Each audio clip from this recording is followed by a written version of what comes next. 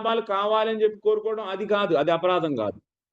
భక్తిని మిగతా వాటితో సమానం లేకపోతే వాటికంటే తక్కువగా భావించామంటే పోయినట్టే.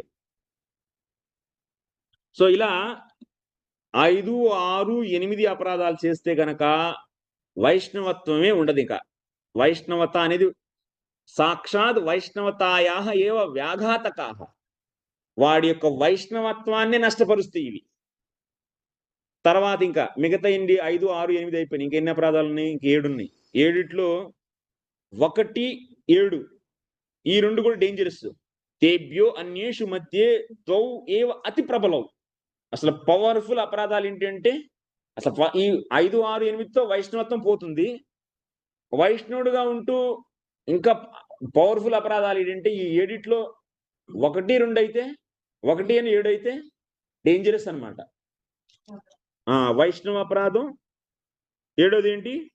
భగవంతుడి యొక్క నామం యొక్క బలంతో పాప కృత్యాలు చేయడం. Committing sinful activities on the strength of holy name. పాపాలను చేస్తుంటాం. ఏముందిలే భగవంతుడి నామాన్ని జపిస్తున్నాం కదా! దీంతో ఈ పాపాలన్నీ పోతాయి.